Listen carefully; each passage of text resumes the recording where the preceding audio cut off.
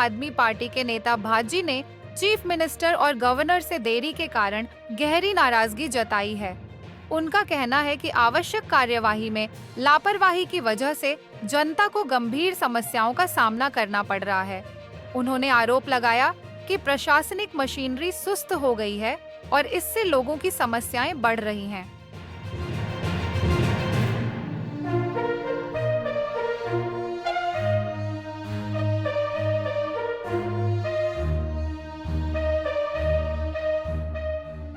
उत्तर प्रदेश के एसपी प्रमुख अखिलेश यादव ने टीचर रिक्रूटमेंट मामले में डेप्यूटी सीएम केशव प्रसाद मौर्य पर आरोप लगाया है कि उन्होंने भर्ती प्रक्रिया में अनियमितताएं की हैं। इसके जवाब में केशव प्रसाद मौर्य ने कहा कि ये आरोप आधारहीन हैं और राजनीति के तहत लगाए गए हैं। इस विवाद ने उत्तर प्रदेश की राजनीति में और गहराई ला दी है, जिससे आगामी चुनावों पर प्रभाव पड़ सकता है।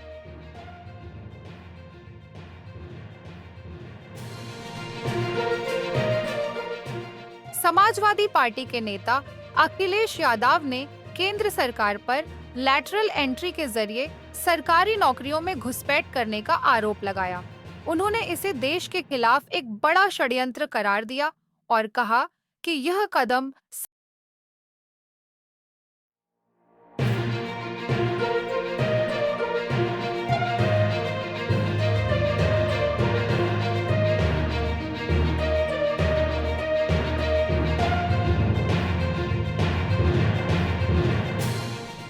झारखंड के नेता शंपई सोरेन ने बीजेपी के साथ किसी भी बैठक से इनकार किया है और अपनी रणनीति को गुप्त रखा है। सोरेन की बगावत से राज्य की राजनीति में हलचल मची हुई है। बीजेपी और सोरेन के बीच संपर्क की कमी से राजनीतिक स्थिति और जटिल हो गई है, जबकि सोरेन ने अपनी अगली चाल को लेकर चुप्पी साध रखी है।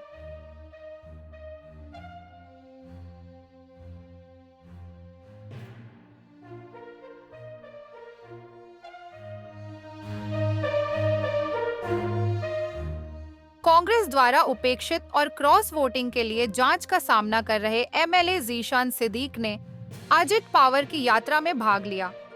जीशान के इस कदम ने महाराष्ट्र की राजनीति में हलचल मचा दी है। कांग्रेस की प्रतिक्रिया का इंतजार किया जा रहा है, जबकि राजनीतिक माहौल और गर्म हो गया है।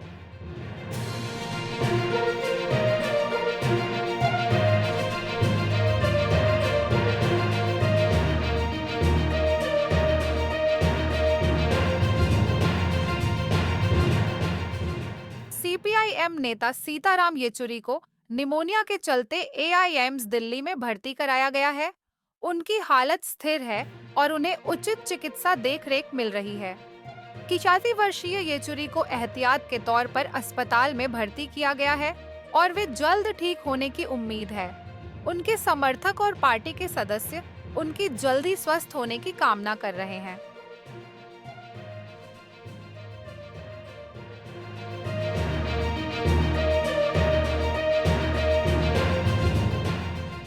पूर्व जम्मू और कश्मीर मुख्यमंत्री महबूबा मुफ्ती की बेटी इल्तिजा मुफ्ती ने बिजबेहारा क्षेत्र से चुनावी डेब्यू करने की घोषणा की है। यह कदम इल्तिजा मुफ्ती के राजनीतिक करियर की शुरुआत को दर्शाता है। उनकी चुनावी यात्रा क्षेत्रीय राजनीति में एक नई ऊर्जा लाने का संकेत है। यह चुनावी घोषणा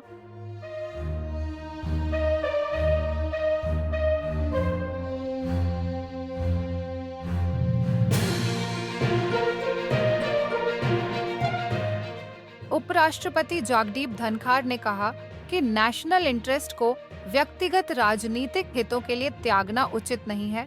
उन्होंने नेताओं को चेतावनी दी कि ऐसी गतिविधियां देश के विकास में बाधा डाल सकती हैं।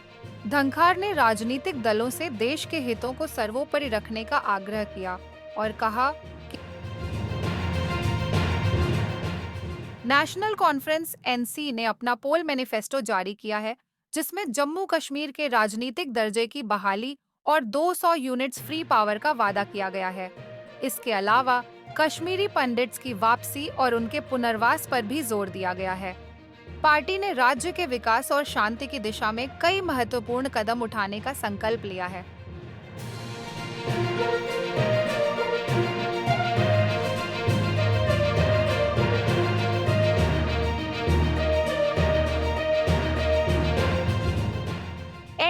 सहयोगी चिराग पासवान ने सेंटर की नई लैटरल एंट्री नीति का जोरदार विरोध किया है।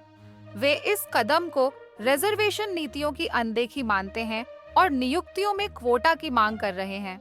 पासवान का यह बयान नीति पर बढ़ती बहस को और तीव्र बना रहा है, जिससे आलोचक पारंपरिक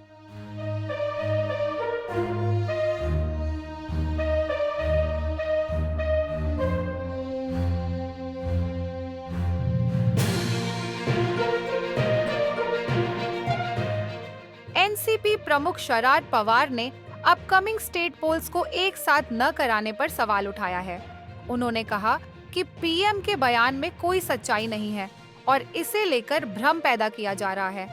पवार का कहना है कि एक साथ चुनाव कराने से खर्चे में